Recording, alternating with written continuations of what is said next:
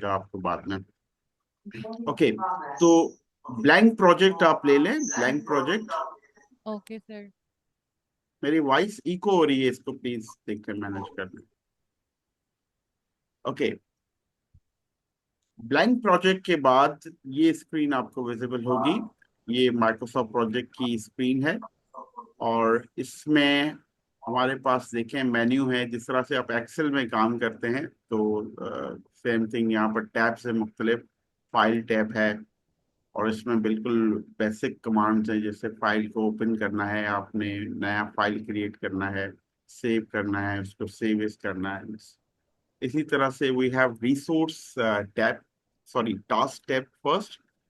Task tab में आपका project का स्कोप मैनेज होता है, ठीक है। You already know about the scope, कि क्या काम आपका प्रोजेक्ट में आपने क्या काम करना है, व्हाट इज इन स्कोप, वो आप यहाँ पर लिखते हैं। फॉर एग्जांपल, आप कोई कोई फॉर एग्जांपल इवेंट अरेंज करना चाहते हैं, तो उस इवेंट के अंदर आपके मेन डिलीवरेबल्स क्या हैं, उनके सब डिलीवरेबल्स क्या हैं, और उसके टास्क क्या हैं, ठीक है। तो वो स्कोप हम यहाँ पर मैनेज करते हैं, और इसी टास्क के अंदर वी मैनेज द स्केड्यूल, ठीक है। स्केड्यूल में फॉर एग्जांपल वो टास्क आपका कब स्टार्ट होगा, उसका ये जो कॉलम है, ड्यूरेशन क्या है उसका, उसका स्टार्ट डेट क्या है, उसका फिनिश डेट क्या है, और उसकी डिपेंडेंसी क्या है। फॉर एग्जांपल, आपने इवेंट के अंदर से अरेंज करना है कोई आपने कोई फॉर एग्जांपल गेस्ट लिस्ट बनानी है आपने, ठीक है। लिस्ट बनाने के बाद आप उसको इनविटेशन सेंड करेंगे, तो उनकी आपस में एक्टिविटीज की डिपेंडेंसीज क्या है, वो यहाँ पर हम डिफाइन करते हैं, ठीक है। तो स्कोप और स्केड्यूल जो है वो आपका यहाँ से मैनेज होगा टास्क टैब से, ठीक है। उसके बाद विल असाइन द रिसोर्सेज, ठीक है, जो आज के एजेंडा में है। कि जी हम रिसोर्सेज में बताएंगे कि जी ये टास्क कौन परफॉर्म करेगा, और कितने लोग इस टास्क पे काम कर रहे होंगे, लाइक रिसोर्स असाइनमेंट वगैरह हम यहाँ से असाइनमेंट को यहाँ से मैनेज करेंगे। एंड देन फाइनली रिपोर्ट का टैब है, जिसमें आप उनकी रिपोर्ट्स जनरेट कर सकते हैं, और कुछ चीज़ें प्रोजेक्ट रिलेटेड होती हैं। फॉर एग्जांपल, इस प्रोजेक्ट टैब में आप जाएंगे तो यहाँ पर प्रोजेक्ट कब स्टार्ट हो रहा है, प्रोजेक्ट प्रोजेक्ट लेवल पे जो इन्फॉर्मेशन होती है वो यहाँ पर हम मैनेज करते हैं। तो सबसे पहले जब भी हम प्रोजेक्ट स्टार्ट करते हैं, फाइल स्टार्ट करते हैं, तो कुछ बेसिक रिक्वायरमेंट होती है। समझें कि डिफॉल्ट एक्टिविटीज होती हैं जो हमें करनी पड़ती हैं वन टाइम, वो देख लीजिए। सबसे पहले आप फाइल मेन्यू में क्लिक करें, और उसके बाद ऑप्शंस में आ जाएं। यहाँ पर ऑप्शंस में, ऑप्शंस में आने के बाद यहाँ पर हम स्केड्यूल टैब में जाएंगे। ये देखें स्केड्यूल टैब है, और इसके अंदर यहाँ पर जैसे लिखा हुआ है मेरे पास कि जी न्यू टास्क क्रिएटेड, इसमें दो ऑप्शन है हमारे पास। मैन्युअली स्केड्यूल्ड, आपके पास शायद मैन्युअली मैन्युअली स्केड्यूल्ड हो, आप इसको ऑटो स्केड्यूल करते हैं, ऑटो स्केड्यूल करते हैं, ठीक है। और इसके बाद आप डिस्प्ले के अंदर आ जाएं। डिस्प्ले में आकर आप यहाँ से जो करेंसी है, ये देख रहे हैं आप, यहाँ पर डॉलर साइन आ रहा है, ये करेंसी को आप पीकेआर कर दें। जिस करेंसी में भी हम प्रोजेक्ट करेंगे वो हम सेलेक्ट करेंगे, यहाँ से PKR Pakistani rupees you can select.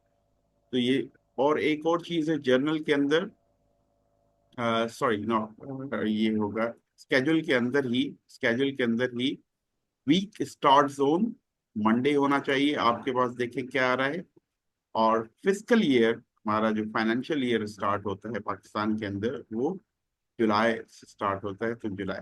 तो ये कुछ बेसिक सेटिंग्स हैं जो आपको करनी पड़ेंगी। मैं दोबारा से कर लेता हूँ इसको एक बार, कि मैं फाइल मेन्यू में गया था, and I clicked on options, then selected schedule tab, and then set new task created as auto scheduled, and also set week starts on Monday and fiscal year from the July, and then click on display tab।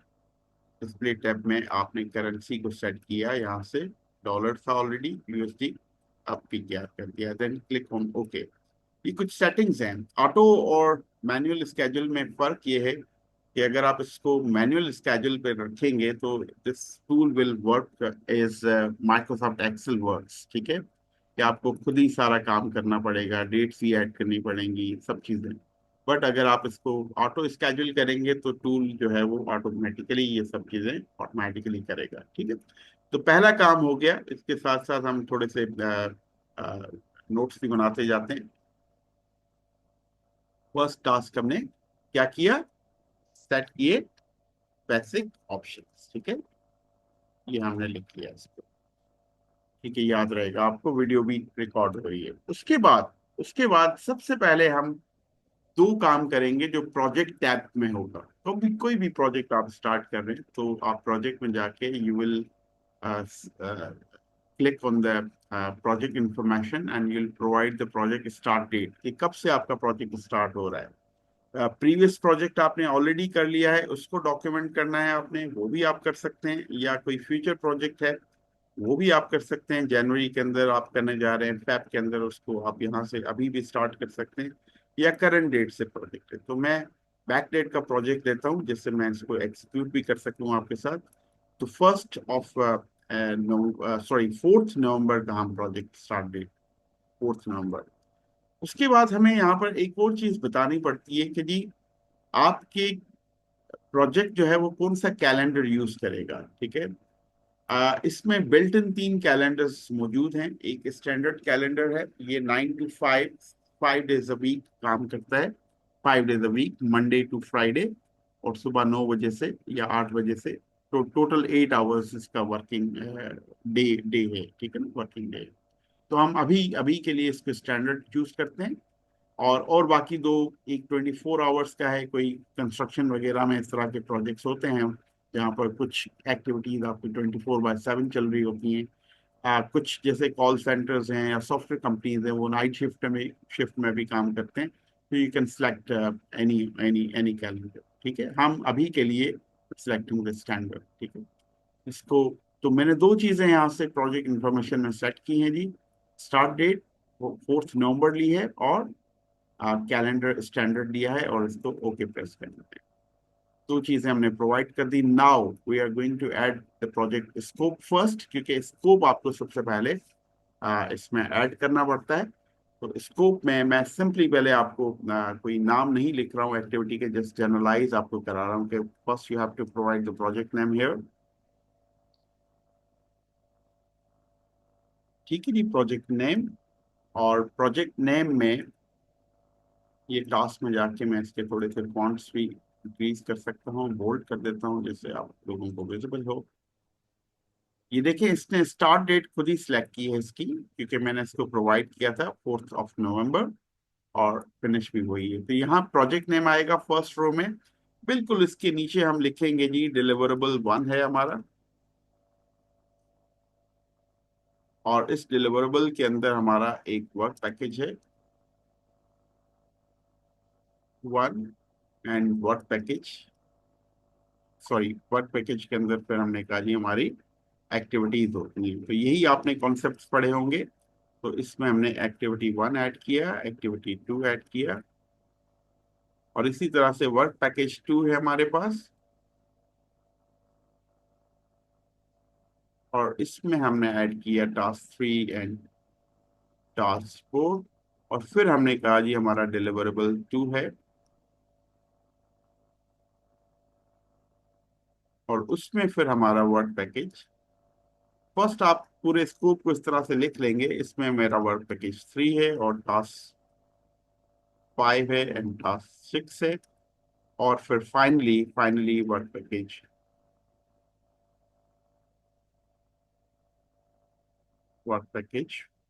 क्या होगा हमारे पास, 4, ठीक है, और उसमें task number 7 हो जाएगा, and task number 8 हो जाएगा। एक ऑर्डर में आप इसको इस तरह से लिखते हैं, ठीक है ना। अब डिलीवरेबल आपको पता है जी, WBS का अपर लेवल है, उसके नीचे लोएस्ट लेवल जो है वो वर्क पैकेज होता है, और वर्क पैकेज के अंदर एक्चुअली एक्टिविटीज होती है। तो what you will do, you will select all components, ठीक है, बस प्रोजेक्ट को छोड़कर, और आप टास्क के अंदर यहाँ पर एक ऑप्शन होगा इंडेंट का, इंडेंट टास्क, इसको क्लिक करेंगे तो ये सब कंपोनेंट बन जाएंगे प्रोजेक्ट के। अब क्योंकि डिलीवरेबल के नीचे वर्क पैकेज है, कौन से वर्क पैकेजेस हैं, वर्क पैकेज 1 से लेकर वर्क पैकेज 2 और इसके टास्क, इसको आप क्या करेंगे, एक इंडेंट प्रेस कर देंगे और इसी तरह से डिलीवरेबल 2 के जो कंपोनेंट्स हैं उनको सिलेक्ट करके एक इंडेंट प्रेस करेंगे।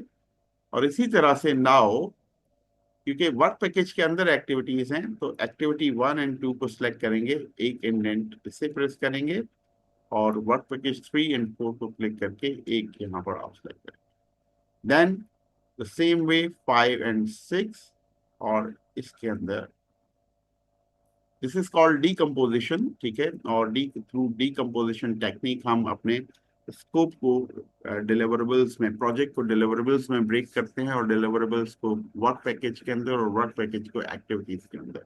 And the command we use here indent, ठीक है।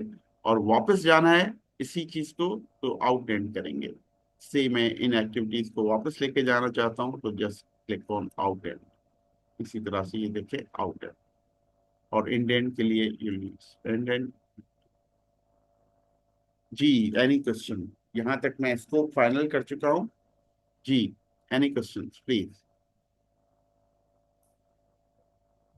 जी श्योर सर, यहाँ तक स्टूडेंट आपके साथ ही चल रहे हैं।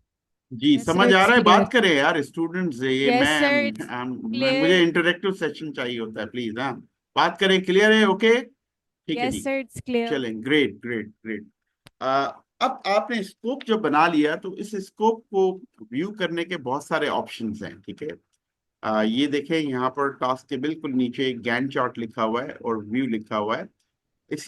जब आप प्रेजेंट कर रहे होंगे मैनेजमेंट को, अपनी टीचर्स को ये प्रोजेक्ट, तो हमारे पास डिफरेंट व्यूज हैं, ठीक है। हम जो काम करते हैं इस गैन चार्ट के अंदर करते हैं, बट यहाँ पर नेटवर्क डायग्राम एक हमारे पास एक व्यू है। ये आप देख सकते हैं कि जी मैंने प्रोजेक्ट है मेरा, ये क्लोज कर दिया, प्रोजेक्ट को कोलैप्स किया, एक्सपेंड किया, सॉरी। डिलीवरेबल 1 को मैंने कोलैप्स किया, इसको मैंने कोलैप्स किया, तो देखें मेरा project is has been divided into 2 deliverables। Then deliverable 1 के अंदर 2 वर्क पैकेजेस हैं, देखें।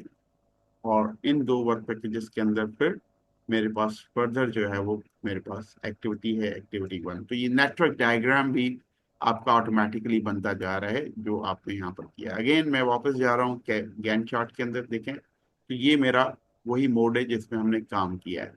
और इसमें भी आप देखें, यहाँ से आप इसको ओपन करेंगे, जैसे इसको एक्सपैंड कहते हैं, एक्सपैंड किया, ठीक है जी, एक्सपैंड हो रहा है, देखें इसकी एक्टिविटीज। और ये कोलैप्स करते हैं, इसको बंद करते हैं तो ये कोलैप्स हो जाता है, ठीक है। तो ये यहाँ से भी आप कोई रिपोर्ट निकाल सकते हैं और मैनेजमेंट को दिखा सकते हैं कि नहीं, ये आपका प्रोजेक्ट है।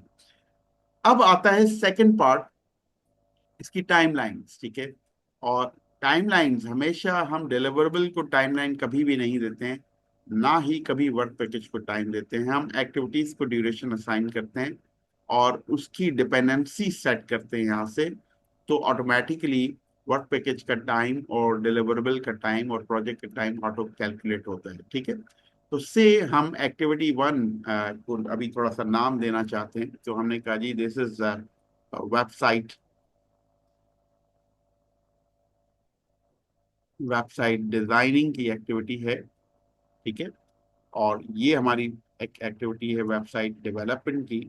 आप सब लोग जानते हैं वेबसाइट क्या होती है, तो ये हमने कहा जी वेबसाइट डेवलपमेंट है। तो 2 एक्टिविटीज को मैंने नाम दिया यहाँ पर, ठीक है। और अब मैं कहता हूँ कि जी डिजाइनिंग, फॉर एग्जांपल डिजाइनिंग आपकी वेबसाइट विल टेक 10 डेज। आपने 10 यहाँ एंटर करना है और डी, खुद आपने इसका ड्यूरेशन लाइक यूनिट नहीं लिखना, just right 10 and press enter. तो इसका यूनिट जो है वो ऑटोमेटिकली ये ले लेगा कंप्यूटर। और उसके बाद आपने कहा जी डेवलपमेंट आपकी 10 डेज की है, से 15 डेज की है, तो इसको आपने प्रेस कर दिया। तो इसी तरह से टास्क 2, कोई भी टास्क है, से 3 डेज है, ये 4 डेज है, ये 5 डेज है, ये 6 डेज है, ये फिर 3 डेज है एंड 5 डेज। तो ड्यूरेशन किसको हम असाइन कर रहे हैं? एक्टिविटीज को असाइन कर रहे हैं। और ऑटोमेटिकली यहाँ पर वर्क पैकेज पे इनका जो है रोल अप हो रहा है और मीन्स के एग्रीगेट होके आपका टाइम यहाँ पर आ रहा है और इसी तरह से डिलीवरेबल पे आ रहा है। अब क्योंकि इनकी जो जो सीक्वेंस है, जिस जैसे आप पढ़ते हैं सीक्वेंस करना, स्टार्ट टू स्टार्ट होगा या स्टार्ट टू फिनिश होगा, फिनिश टू स्टार्ट होगा, तो वो क्योंकि सबका स्टार्ट टू स्टार्ट है बाय डिफॉल्ट, तो ये मैक्सिमम ड्यूरेशन उठा रहा है। मैक्सिमम इसमें जो लॉन्गेस्ट है एक्टिविटी होगी ड्यूरेशन वाइज, वही प्रोजेक्ट का काउंट होगा। क्योंकि सारी एक्टिविटीज देखें यहाँ पर गैंट चार्ट पे कैसे स्टार्ट हो रही है, स्टार्ट टू स्टार्ट हो रही है। तो ये हमने ड्यूरेशन असाइन कर दिया। ये डेट्स पे आप कुछ नहीं करेंगे, ये ऑटोमेटिकली कैलकुलेट होंगी। अब आपने क्या करना है कि डिपेंडेंसी सेट करनी है। प्रेडिसेसर और सक्सेसर का कॉन्सेप्ट है आपको। जी एनीवन प्लीज। प्रेडिसेसर और सक्सेसर आपको कॉन्सेप्ट है, बताइएगा थोड़ा सा क्या कॉन्सेप्ट है। यस सर, कॉन्सेप्ट है कौन सी एक्टिविटी किस एक्टिविटी के बाद शुरू होगी। Very good, very very good. आसान हो गया मेरे लिए बहुत।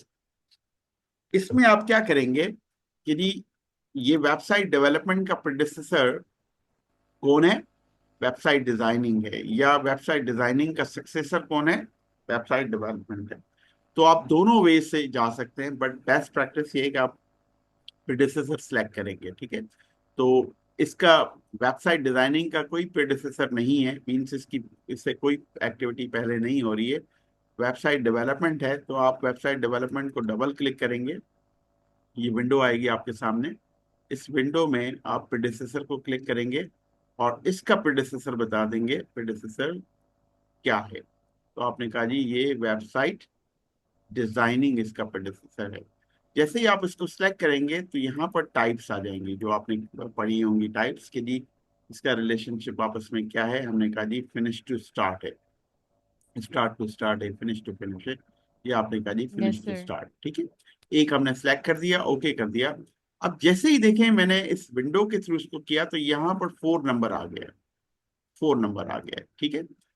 तो 4 नंबर क्या है, 4 नंबर है ये इसके प्रेडिसेसर का रो नंबर। ये देखें 4। इस वेबसाइट डेवलपमेंट का प्रेडिसेसर कौन है, डिजाइनिंग, और डिजाइनिंग का रो नंबर क्या है, 4। तो मैं इसको इस तरीके से भी कर सकता था, यहाँ पर सिर्फ यहाँ पर इसको सिलेक्ट करूं, यहाँ से सिलेक्ट करूं। डायरेक्ट ऑप्शन है, अगर आपके पास माइक्रोसॉफ्ट प्रोजेक्ट 19 है तो आपके पास ये नजर आएगा, 16 में भी, बट इससे प्रीवियस वर्जन में ये नजर नहीं आएगा। तो हम नंबर यहाँ पर टाइप करते हैं, ठीक है। अब आपने कहा ये this is testing activity and this is deployment या होस्टिंग, ठीक है। वेबसाइट को होस्ट करते हैं। तो टेस्टिंग की एक्टिविटी कब होगी, जब आपकी वेबसाइट डेवलप हो जाएगी। तो यहाँ पर मैं क्या सिलेक्ट करूंगा, सिंपली यहाँ से भी मैं कर सकता हूँ इसको। Testing will happen after once website development is completed. इसको आप क्लिक करके बाहर क्लिक करेंगे, ये नंबर आ जाएगा। या फिर होस्टिंग कब होगी, जब टेस्टिंग कंप्लीट होगी। तो नंबर भी टाइप कर सकता हूँ। तो टेस्टिंग का नंबर क्या है यहाँ पर, 7, ठीक है। जी इसी तरह से देखें ये सीक्वेंस बनती जा रही है। और फिर कोई भी एक्टिविटी से टास्क 5 है जो डिपेंड करता है होस्टिंग पे, तो इसका नंबर आ जाएगा। और टास्क 6 डिपेंड करता है टास्क 5 पे, तो इसका नंबर आ जाएगा 11। सर और जी सर एक मल्टीपल प्रोड्यूसर यानी एक्टिविटी मैं जॉइन मैं होगी। बता मैं बताता हूँ, ठीक है। और 7 पे आपने कहा जी कि 6 पे डिपेंड करता है, तो 6 का नंबर है 12 और ये 14। अब फॉर एग्जाम्पल आप कहते हैं कि जी होस्टिंग, होस्टिंग जो है वो डिपेंड करती है कि जी टेस्टिंग भी कंप्लीट हो और वेबसाइट डेवलपमेंट भी कंप्लीट हो और डिजाइनिंग भी कंप्लीट हो, ठीक है, तीनों पे डिपेंड करती है। तो आप इसको यहाँ पर डबल क्लिक करके आप बता सकते हैं, क्योंकि मे भी आपकी डेवलपमेंट एक्सटेंड हो सकती है ना, ठीक है, टेस्टिंग भी एक्सटेंड हो सकती है। तो एक्टिविटी तीनों पे डिपेंडेंसी बता देंगे आप यहाँ से। ये देखें मल्टीपल आपने कहा जी कि this depends on the testing as well as, sorry already selected, ये वेबसाइट डेवलपमेंट पे है और डिजाइनिंग पे भी है, तीनों पे डिपेंडेंसी। ये मल्टीपल आप यहाँ से सेट कर सकते हैं, ठीक। इसमें क्या होगा, ये सेपरेटर लगा के ये तीनों आप इस तरह से आप भी दे सकते हैं इसमें नंबर्स के जी 4,5,6 इस तरह से। तो ये मल्टीपल, यही यही पूछ रही हैं आप, ठीक है, यही क्वेश्चन है आपका। यस सर, यही क्वेश्चन ओके था मेरा। ओके, अब मैं समझ, अगर मैं कहूँ कि जी टास्क 5 और 6 दोनों पैरेलल रन होंगे, स्टार्ट टू स्टार्ट होंगे, तो what you will do, you just change the dependency. ठीक है, यहाँ से तो मैंने सिर्फ सिलेक्ट किया था ना, बट अगर ये स्टार्ट टू स्टार्ट है इसके साथ, तो डबल क्लिक करके आप यहाँ से इसको चेंज कर देंगे, ये स्टार्ट टू स्टार्ट। और अगर मैं कहता हूं कि जी ये दोनों साथ खत्म होंगे, 6 और 7, जो है वो साथ, ये होगा आपका 7 और 8, 7 और 8 फॉर एग्जाम्पल साथ खत्म होंगे, तो हम क्या करेंगे, इसको डबल क्लिक करके यहाँ पर इसको फिनिश टू फिनिश करें। अब आपकी मर्जी, आप यहाँ से करें, या अगर आपको जो एडवांस लर्नर्स होते हैं, लाइक प्रैक्टिशनर होते हैं, वो इसको यहाँ पर इस तरह से भी कर सकते हैं, 14 FF। ठीक है, directly FF for finish to start, और 11 FF, इस तरह से भी आप कर सकते हैं। जहां पर आपको कोई लेबल्स नजर नहीं आ रहे हैं, जैसे 4 है यहाँ पर, ये बाय डिफॉल्ट इसकी अंडरस्टैंडिंग ये है कि ये फिनिश टू स्टार्ट है, फिनिश टू स्टार्ट है। फिनिश टू स्टार्ट के साथ लेबल नजर नहीं आता, बाकी सबके साथ आपको यहाँ पर नजर आए। अब गैन चार्ट देखिएगा, ये देखें गैन चार्ट आपको नजर आ रहा है, ये एक्टिविटीज देखें, ये दोनों स्टार्ट टू स्टार्ट हमने की थी, और इसको हमने क्या किया था, ये दोनों फिनिश टू फिनिश है, मीन्स ये इनकी फिनिश डेट सेम होगी, स्टार्ट चेंज हो सकती है, स्टार्ट कभी भी हो, बट ये साथ दोनों खत्म होंगे। गैंट चार्ट यहाँ पर बन चुका है, और डिपेंडेंसीज हमने बनाई। अच्छा, लैग और लीड का कॉन्सेप्ट है आप लोगों को, लैग अप्लाई करना और लीड अप्लाई करना। No sir, haven't okay studied yet. Okay okay, देखें, दो दो चीजें होती हैं कि आप किसी एक्टिविटी को एक्सेलरेट कराना चाहते हैं या डिले करना चाहते हैं। ठीक है, तो ये मैं सेव कर देता हूँ, ये फाइल भी मैं आप लोगों को शेयर कर दूंगा रिकॉर्डिंग के साथ। ओके, तो जैसे फॉर एग्जांपल इनकी डिपेंडेंसी क्या है आपस में, फिनिश टू स्टार्ट है। ठीक है, और ये दोनों मिलकर कितने दिन में खत्म हो रहे हैं, 25 डेज में। ठीक है, मेरा क्लाइंट मुझे कहता है इसको आप 22 डेज में खत्म कर दें, मुझे 22 डेज में खत्म कर दें। ठीक है, तो मुझे क्या देखना है, यहाँ पर फास्ट ट्रैकिंग का एक कॉन्सेप्ट होता है प्रोजेक्ट मैनेजमेंट के अंदर, फास्ट ट्रैकिंग।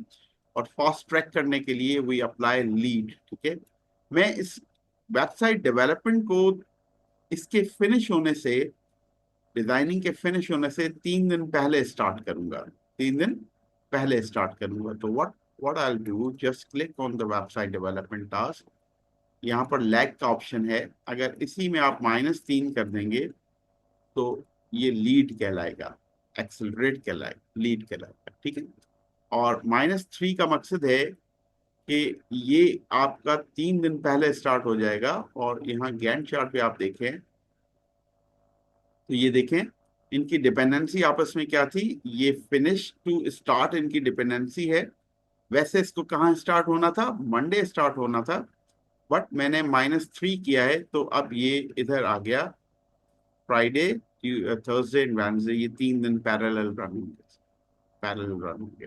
ठीक है, तो इससे आपका टाइम सेव हो गया, बट इससे पॉसिबिलिटी है कि रिस्क इंक्रीज हो जाए। ठीक है, रिस्क इंक्रीज हो सकता है, तो हम फास्ट ट्रैकिंग में रिस्क इंक्रीज होता है, बट इससे हम टाइम सेव कर सकते हैं, और इसको हम लीड अप्लाई करते हैं। और जब आप लीड अप्लाई करते हैं, तो यू कैन सी हियर कि जी अब आपको इसको इंटरप्रेट करें क्या है, कि वेबसाइट डेवलपमेंट का जो लिंक है डिजाइनिंग के साथ, 4FS -3 डेज है।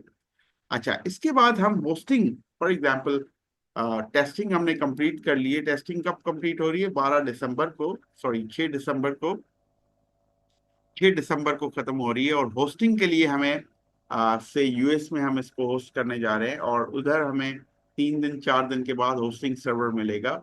तो हमें वेट करना है उस होस्टिंग सर्वर का, फॉर एग्जांपल 3 डेज के लिए। तो अब क्योंकि ये 6 को कंप्लीट हो रहा है, तो इसको 6 के बाद 7 इज सैटरडे, तो सैटरडे काम होता नहीं है। 8 इज संडे, काम नहीं होगा। 9 को ये होस्टिंग स्टार्ट होनी है, बट होस्टिंग सर्वर अवेलेबल नहीं है, वो हमें से 3 दिन के बाद मिलेगा। तो हम होस्टिंग को क्या करेंगे, यहाँ पर इस सिर्फ होस्टिंग एक्टिविटी को टेस्टिंग के 3 दिन के बाद स्टार्ट करेंगे, 3 दिन के बाद, ठीक है। तो यहाँ पर क्योंकि ये तीनों के साथ डिपेंडेंसी है इसकी, तो हम इसको इसके साथ लगा देंगे प्लस में, ठीक है। प्लस में हम पॉजिटिव नंबर देंगे तो this will be considered as lag, ठीक है, और नेगेटिव नंबर देंगे तो लीड होगा। और लैग का मकसद है डिले करना। अब आप देखें कि ये 9 के बजाय 12 को चला गया, ठीक है। 9, 10, 11 कोई काम नहीं हो रहा। और इसमें आप देखें, इसको इंटरप्रेट करें कि 7 FSA मींस टेस्टिंग 7 नंबर के साथ प्लस 3 डेज है, और इनके साथ ये 5-4 के साथ फिनिश टू स्टार्ट है। तो यहां पर आप देख सकते हैं, ये देखें लेक अप्लाई, सॉरी होस्टिंग है, यस, ये देखें होस्टिंग के अंदर होस्टिंग एक्टिविटी इज दिस, ये डिले आ गया इसके बीच। Got it, testing sir. Testing खत्म हो रही है, ये 3 डेज का डिले। तो इंटेंशनली कोई फॉर एग्जांपल कोई रिसोर्स अवेलेबल नहीं है आपके पास, बट आपकी एक्टिविटी कंप्लीट हो रही है, तो ये ड्यूरेशन काउंट होगा आपके प्रोजेक्ट के अंदर, ठीक है, ड्यूरेशन काउंट होगा। तो ये मैंने आपको स्केड्यूल पार्ट बताया है, और आपने प्रोजेक्ट मैनेजमेंट में पढ़ा होगा 3 कंस्ट्रेंट्स होते हैं, ठीक है। स्कोप होता है, ये स्कोप आपका कंस्ट्रेंट है, और आपका ये स्केड्यूल होता है। ये देखें स्केड्यूल कंस्ट्रेंट मैंने बना दिया, ये 4 columns are related to the schedule, ठीक है। You just have to provide the duration, और बाकी काम और इसके लिंक सेट करें, बाकी इसका पूरा एल्गोरिथम जो है वो कंप्यूटर खुद ही बनाएगा। और टोटल प्रोजेक्ट आपका 41 डेज में जा रहा है। अगर आप वर्क पैकेज वाइज देखना चाहते हैं, डिलीवरेबल वाइज, तो first deliverable will be completed in 32 days, second is in 9 days. The same way आप इसको समराइज कर सकते हैं वर्क पैकेज लेवल पे भी। तो यहाँ पर आपको वर्क पैकेज वाइज चीजें बता रहा है, काउंट बता रहा है, ठीक है। इसमें हम अभी रिसोर्सेज पे जा रहे हैं। एक और हमारा है कॉस्ट का कंपोनेंट है। तो कॉस्ट आपको पता है कॉस्टिंग कैसे होती है, रिसोर्सेज से होती है। तो हमें रिसोर्सेज ऐड करने हैं और रिसोर्सेज असाइन करने हैं, तो उसके साथ हमारा कॉस्ट कंस्ट्रेंट भी कवर हो जाएगा। रिसोर्सेज के लिए क्या करना है देखें, रिसोर्सेज के लिए ये शीट नहीं है, गैंट चार्ट में हम रिसोर्सेज असाइन करते हैं, बट हम यहाँ पर रिसोर्सेज का पूल नहीं बनाते, क्रिएट नहीं करते हैं। तो उसके लिए हमें यहीं पर बिल्कुल गैंट चार्ट के नीचे, जहाँ पर मैं नेटवर्क डायग्राम में गया था, इसके बिल्कुल नीचे रिसोर्स शीट है। 3 टाइप के रिसोर्सेज आपको माइक्रोसॉफ्ट प्रोजेक्ट प्रोवाइड करता है। First one is work.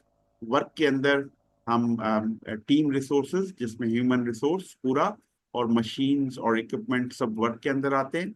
Material consumables जितने भी हैं वो मटेरियल में आएंगे, और इनडायरेक्ट कॉस्ट जो होती है प्रोजेक्ट के अंदर वो आपकी कॉस्ट में मैनेज होगी। तो ये दोनों डायरेक्ट कॉस्ट के लिए होंगे, ये इनडायरेक्ट कॉस्ट के लिए।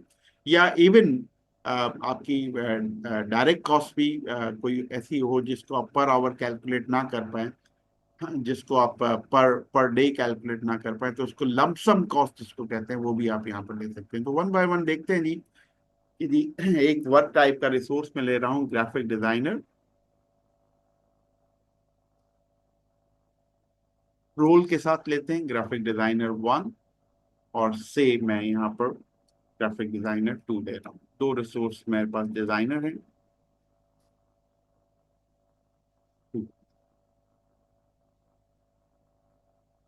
ठीक है जी। और उसके साथ ये मेरे पास इसकी टाइप क्या होगी, वर्क। देन मैंने एक डेवलपर लिया है, प्रोग्रामर, ये भी वर्क होगा। इसी के साथ साथ मुझे कंप्यूटर लैब चाहिए जहाँ पर मैं डेवलपमेंट करूँगा, तो ये लैब भी आपकी वर्क के अंदर आएगी, ठीक है। इसी तरह से मुझे कुछ स्टेशनरी चाहिए, स्टेशनरी बैग्स चाहिए। तो ये मटेरियल है, ये कंज्यूमेबल्स हैं, यहाँ पर आप इसको मटेरियल सेट कर देंगे, और मटेरियल का लेबल आप दे सकते हैं ईच, इसकी जो भी आप यूनिट प्राइस करेंगे ईच पे करेंगे, ठीक है। तो इधर आप इसको जो है वो बताएंगे कि जी एक आपको स्टेशनरी बैग से आपको 100 रुपीज का मिलता है, यहाँ पर आप इसकी प्राइस देंगे। बाकी जो प्राइसिंग है, जो आपके वर्क टाइप है, वो पर आवर भी ले सकते हैं, आप पर डे भी ले सकते हैं। तो उससे हमने कहा जी कि आपका 1000 रुपीज पर आवर है।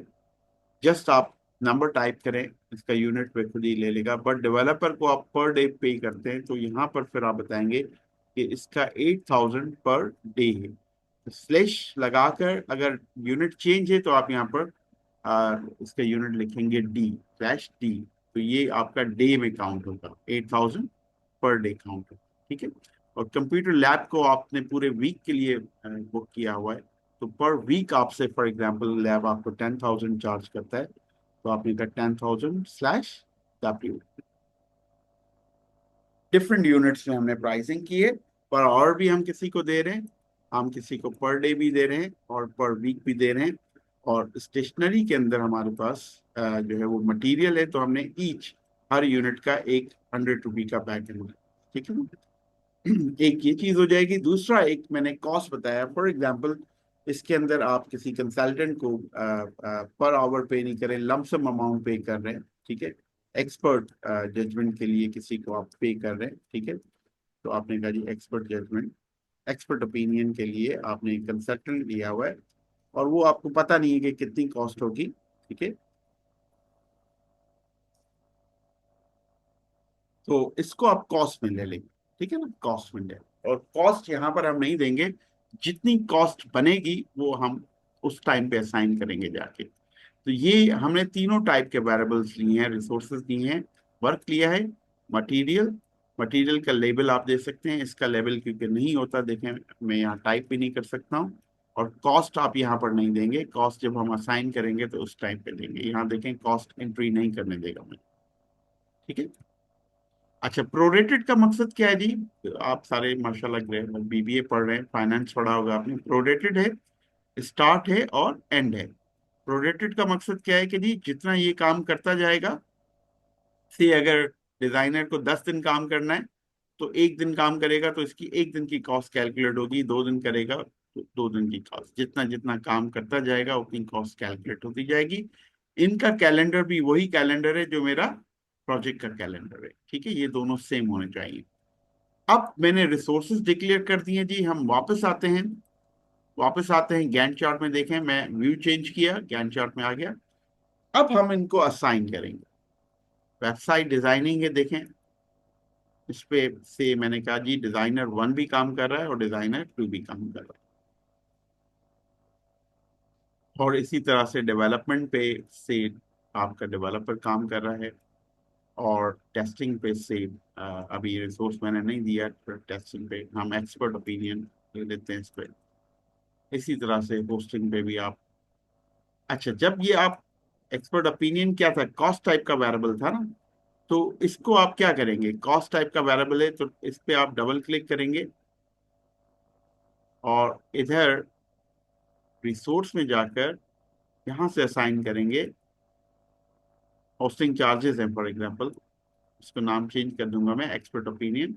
और इस पे आप यहाँ पर वो कॉस्ट देंगे जो लमसम आप इसको पे कर रहे हैं, से 5,000 आप पे कर रहे हैं टेस्टिंग के लिए। यहाँ पर कॉस्ट आएगी। ठीक है। और होस्टिंग के लिए आपने सर्वर वगैरह लिया हुआ है, उस पर भी एक्सपर्ट कंसल्टेंट को लिया हमने उसको, इस पे भी आपने कहा जी ये से यहाँ पर 10,000 की कॉस्ट आएगी। तो लमसम कॉस्ट जो है वो आप टेक अवे यहाँ पर क्या है कि जी लमसम कॉस्ट यहाँ पर आप असाइन नहीं करेंगे। आपको डबल क्लिक करके आप यहाँ से रिसोर्स में जाकर यहाँ से असाइन करें। बाकी क्योंकि डिजाइनर आप यहाँ से साइन कर सकते हैं, डेवलपर है, टास्क 5 पे कोई आपका रिसोर्स है, task stationery bags for example मुझे यहाँ टास्क 5 पे चाहिए, तो वो भी अगर मैं यहाँ से स्टेशनरी बैग सेलेक्ट कर रहा हूँ, देखें बैग सेलेक्ट कर रहा हूँ, तो सिर्फ एक असाइन करेगा इसको। कितना असाइन करेगा? सिर्फ एक, 1 ईच। ठीक है। तो इसके लिए भी हम क्या करते हैं कि हम इसको डबल क्लिक करके इस विंडो से अगर हम असाइन करेंगे तो हम इसकी क्वांटिटी दे सकते हैं कि बैग्स फॉर एग्जांपल हमें 10 चाहिए, 10 यहाँ पर 10 कर देंगे। ठीक है। तो 200 का एक था, 100 का, तो इसकी कॉस्ट बन जाएगी। तो ये मैंने पहले क्या किया, मैंने रिसोर्सेस को का पूल क्रिएट किया, जिसको रिसोर्स पूल क्रिएशन कहते हैं। वो कहाँ किया हमने? रिसोर्स शीट में, आप यहाँ पर देख सकते हैं। और इधर इनका मैक्सिमम असाइन किया है। आपके पास यहाँ शायद 100 नजर आ रहा हो, तो ये यूनिट्स जो है वो 100 का मकसद है 1 है। ठीक है। तो आप अगर इनको क्वांटिटी में लेना चाहते हैं तो एक कमांड है हमारे पास, दैट इज यहाँ पर फाइल के अंदर ही ऑप्शंस में बिल्कुल स्केड्यूल के ऊपर ये देखें, जहाँ ऑटो स्केड्यूल किया था इसके ऊपर यहाँ पर ऑप्शन है show assignment unit as decimal या परसेंट। बाय डिफॉल्ट में ये परसेंटेज होगा, आपके पास ऐसे आ रहा होगा, आप सब लोगों के पास ये ऐसे आ रहा होगा, ठीक है। डेसिमल आ रहा था सर। हाँ, डेसिमल आ रहा है तो आप यहाँ पर इसको चेंज कर सकते हैं। अभी मेरे पास देखें ये परसेंटेज में आ गया। तो 100% का मकसद है कि one resource will work 8 hours per day, ठीक है, 8 hours per day, one quantity. तो आप इसको डेसिमल में भी कर सकते हैं, डेसिमल में रखें तो बेहतर है स्केड्यूल। और ये चलें जी, ये तो हमने इसको चेंज कर दिया और यहाँ पर गैंट चार्ट पे आ गए। अब हम आखिरी फाइनल कॉस्ट का कॉलम ऐड करेंगे यहाँ पर, ठीक है। ये देखें यहाँ पर ऐड कॉलम का, यहाँ राइट क्लिक करें, इंसर्ट कॉस्ट। ये देखें कॉस्ट आपके पास ऑटोमेटिकली यहाँ पर आ रही है, सारी कॉस्ट आपके पास आ रही है। आपको बताया जा रहा है कि जी आपका प्रोजेक्ट टोटल इतने में हो रहा है, डिलीवरेबल 1 इतने में हो रहा है, डिलीवरेबल 2 में इसने पर आवर कैलकुलेट करके सब चीजें आपको चेंज कर दिया। कॉस्ट का आपको कॉलम इसने यहाँ पर आपको बना के दे दिया। इसमें कोई चेंज करेंगे से आप इसकी प्राइस बढ़ाना चाहते हैं, इसका ड्यूरेशन बढ़ाना चाहते हैं, तो ये कॉस्ट जो है ऑटो चेंज होगी, इसमें ऑटोमेटिकली चीजें चेंज हो जाएंगी। यहाँ तक क्लियर है आप लोगों को? यस सर, यहाँ तक क्लियर है। गुड, ठीक है। फ्लोट का कॉन्सेप्ट है आप लोगों को, total float and free float का? आई थिंक नहीं, क्योंकि आपने ये नहीं पढ़ा था ना, प्रेडिसेसर्स पढ़े हैं आपने। फ्लोट है आपको, कॉन्सेप्ट है फ्लोट का, फ्लेक्सिबिलिटी का, क्रिटिकल पाथ का? यस सर, क्रिटिकल पाथ का है ओके, कॉन्सेप्ट। मैं अभी क्योंकि इतना टाइम नहीं है, सिंपल मैं आपको बता दूं कि if you want to see the critical path, तो इसी के अंदर एक व्यू है that is called tracking Gantt, ठीक है। इसको ट्रैकिंग गैंट को देखेंगे तो ये रेड लाइंस जो हैं, आपको पता है कि ये रेड कलर में शो होता है क्रिटिकल पाथ। ये आपका पूरा प्रोजेक्ट जो है वो क्रिटिकल पाथ पे है, ठीक है, सारी एक्टिविटीज क्रिटिकल पाथ पे है। इसमें कोई फ्लेक्सिबिलिटी नहीं है। तो यहाँ पर आप अगर एक कॉलम ऐड कर देंगे, इसको फ्लेक्सिबिलिटी को यहाँ पर हम स्लैक के नाम से कॉल करते हैं। Slack is a old name of the float, ठीक है। तो देखें सब में आपने ये तो समझा है, आपने पढ़ा है कि नहीं, टोटल फ्लोट जो है अगर किसी भी एक्टिविटी का 0 होगा तो वो क्रिटिकल होगी। तो आप यू कैन वेरीफाई हियर कि जी सब एक्टिविटी का जो टोटल फ्लोट है या स्लैक है वो 0 है, इसी वजह से ये सारा क्रिटिकल पाथ पे नजर आ रहा है। क्रिटिकल पाथ का मकसद है कि कोई भी एक्टिविटी एक दिन डिले होगी तो उसका इम्पैक्ट जो है वो प्रोजेक्ट के एंड डेट पे जाएगा। तो यहाँ सिर्फ मैं शो करवा रहा हूँ कि अगर आपने क्रिटिकल पाथ का भी वो अपने प्रोजेक्ट में प्रिंट आउट लेना है तो यहाँ से आप जाके ले लेंगे। अब क्योंकि फाइनल कॉल है, आई हैव 8 मिनट्स ओनली, मेरा एक सेशन है, मैं पीएमटी सर्टिफिकेशन की प्रिपरेशन कराता हूँ। तो मेरा एक अभी सेशन स्टार्ट होगा, तो मैं एक आखिरी टॉपिक आप लोगों को बता देता हूँ कि how you will update the progress of this project, ठीक है। बहुत आसान है, बहुत आसान है कि आपने आ, बिल्कुल प्रोजेक्ट मेन्यू में जाना है, ठीक है। प्रोजेक्ट मेन्यू में जाकर सबसे पहले you will baseline this project, ठीक है। बेसलाइन का कॉन्सेप्ट आपको पता है कि जी जो मेरा स्कोप है, जो मेरा ड्यूरेशन है, ठीक है, और जो मेरी कॉस्ट है, ये फ्रीज हो जाएगी, लॉक हो जाएगी, ठीक है। जब भी आप क्लाइंट कस्टमर के साथ फाइनल करते हैं प्रोजेक्ट तो आप उसको लॉक करते हैं कि इसके बाद कोई भी चेंज अगर आएगा तो वो थ्रू प्रॉपर चैनल आएगा, मींस उसकी अप्रूवल्स होंगी, चेंज मैनेजमेंट प्रोसेस फॉलो होगा, ठीक है। तो once you have finalize your plan, ठीक है, उस प्लान के अंदर you have 4 components here, scope is here, duration like schedule यहाँ पर है आपका, रिसोर्सेज हैं, कॉस्ट है। तो आप इसको क्या करेंगे, इसको लॉक करेंगे। लॉक करने के लिए यहाँ पर प्रोजेक्ट टैब में यहाँ पर सेट बेसलाइन के अंदर जाएंगे और सेट बेसलाइन को क्लिक करेंगे और इसको ओके प्रेस कर देंगे। ये बेसलाइन आपकी पहली वाली बेसलाइन बन जाएगी।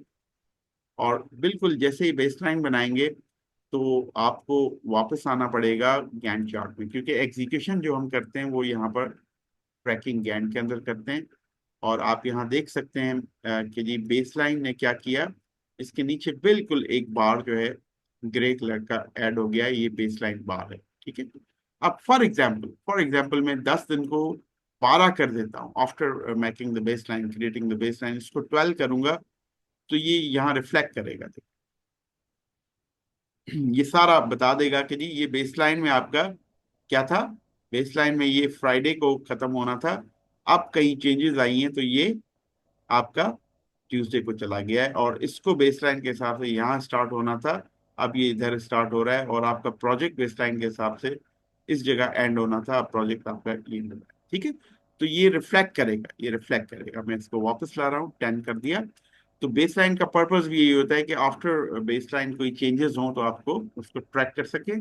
नाउ नाउ आप चाहते हैं कि आपका प्रोजेक्ट से 50% कंप्लीट हुआ है या 60% कंप्लीट हुआ है, जो भी आप कंप्लीशन देना चाहते हैं, क्योंकि 4th को ये स्टार्ट हुआ है, और मैं अपडेट करना चाहता हूँ प्रोजेक्ट को से 17 दिसंबर तक इसको अपडेट करना चाहता हूँ। तो मैं क्या करूँगा, प्रोजेक्ट के अंदर जाके I just click on the update project, और जिस दिन पे मैं प्रोग्रेस कैलकुलेट करना चाहता हूँ उसको आप सेलेक्ट करेंगे, और यहाँ से जाके उस डेट को सिलेक्ट करेंगे और ओके प्रेस कर देंगे। अब आपका ये प्रोजेक्ट जो है वो अपडेट हो चुका है, इसके बार्स के कलर भी चेंज हो गए हैं, क्योंकि दिस बार यहाँ पर आप राइट क्लिक करके अगर इनकी डेफिनेशन देखना चाहते हैं तो ये जो बार स्टाइल्स हैं इसमें ब्लू कलर जो है आपका, दिस इज टास्क प्रोग्रेस है, और this is critical one, critical है, और ये हमारे पास ऑलरेडी जो था वो सिंपल मैनुअल प्रोग्रेस बार था। ठीक है जी, और ये बेस लाइन का बार है। तो ये देखें, ये प्रोग्रेस शो कर रहा है, और ये टास्क अभी स्टार्ट नहीं हुए हैं, क्रिटिकल हैं। ठीक है, और इधर आप एक कॉलम और ऐड कर दें, आप यहाँ पर परसेंट कंप्लीट का कॉलम ऐड करें तो यहाँ पर परसेंट कंप्लीट आपको शो कर रहा है कि आपका प्रोजेक्ट, टोटल प्रोजेक्ट 63% है, ये डिलीवरेबल कंप्लीट हो चुके हैं, ये डिलीवरेबल अभी स्टार्ट नहीं हुआ। ठीक है, ये सारा आपको इसने बता दिया। And you can add actual columns यहाँ पर कि जी टोटल इसका जो से ड्यूरेशन है अभी, this is plan duration, you can add here the actual duration कितना है। ये देखें, आपको ये बता रहा है कि अभी तक आपका 25 डेज कंप्लीट हो चुके हैं। You can add the actual cost share, कितनी आपकी कॉस्ट कंज्यूम हुई है। एक कॉन्सेप्ट होता है हमारे पास, 295 एक्चुअल कॉस्ट है। अच्छा, क्योंकि उन पे 296 थी और 295 आपकी खर्च हो चुकी है, 280 दिस ओके। इन पे हमने कोई रिसोर्सेज नहीं लगाए तो कॉस्टिंग नहीं आ रही है, बिल्कुल ठीक है। और एक और होता है वर्क।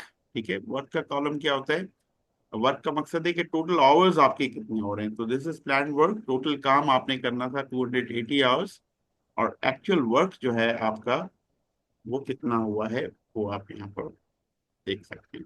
फिर 280 का ही काम हो चुका है, क्योंकि नीचे हमने रिसोर्सेज नहीं लगाए, तो वर्क जो कैलकुलेट होता है वो रिसोर्सेज से ही कैलकुलेट होता है, क्योंकि इनकी कोई कॉस्ट नहीं है, तभी आपको वो आ रहा है।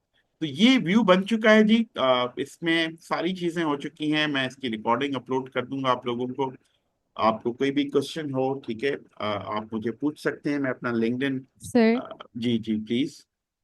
सर हमने एक्टिविटी ऑन नोड और नेटवर्क का एक कॉन्सेप्ट पढ़ा है, can you just show us कि वो कहाँ पे है? हाँ, ये था ना एक्टिविटी नेटवर्क डायग्राम, ये है आप।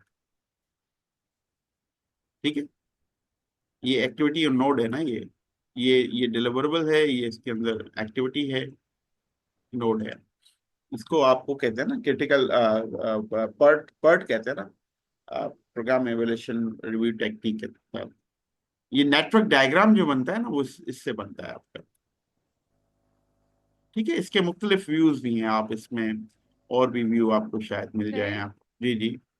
हमने कॉन्सेप्ट पढ़ा है, पर एक्टिविटी पे इतने लोग हम लोग असाइन करते हैं। फॉर एग्जांपल फर्स्ट एक्टिविटी पे हम लोग 10 लोग असाइन कर रहे हैं, तो वो भी जो है ना एक्टिविटी ऑन नोड में नेटवर्क में शो होता है। वो एक प्रोसेस हमने नहीं पढ़ा, यानी नहीं समझा वो कैसे हम लोग असाइन करेंगे। क्या can you just tell us? ये अभी असाइन किया ना हमने, देखें वेबसाइट डिजाइनिंग पे हमने। वो तो हमने रिसोर्स पे एक एक पर्सन यानी नंबर ऑफ पीपल मैं कह रही हूँ, वो अगर हम लोग कैसे करेंगे? फॉर एग्जांपल हमने वेबसाइट डेवलपमेंट पे हमने देखा कि हम लोग इस तरीके के लोग अप्लाई कर रहे हैं।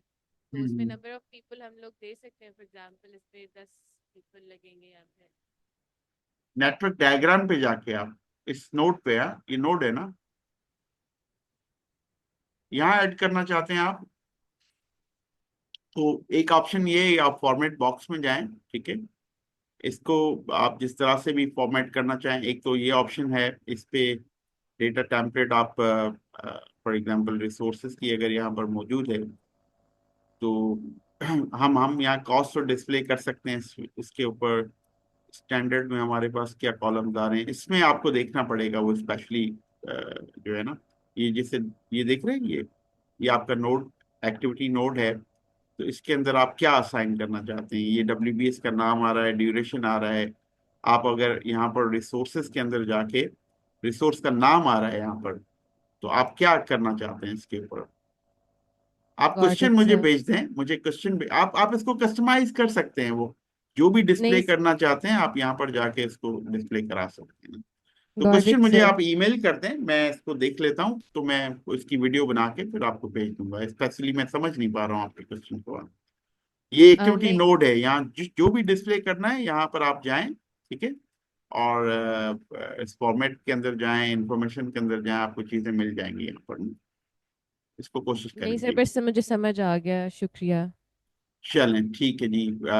कोई कोई क्वेश्चन तो नहीं है जी, मैं अच्छा जी, सारे निकल गए हैं, ठीक है। हाँ, ठीक तो है, कोई थैंक यू क्वेश्चन सो तो मच नहीं है। सर। चलें जी, मैं फिर रिकॉर्डिंग रख देता हूँ, और इसके बाद फिर हम इंशाल्लाह फिर कनेक्ट होंगे, ठीक है जी। ठीक थैंक यू ठीक वेरी है, much. Okay sir, thank you अल्लाह सो मच हाफिज sir, sir, thank you take so much care. अल्लाह सर। हाफिज, अल्लाह हाफिज, take care, take care, take care, अल्लाह हाफिज।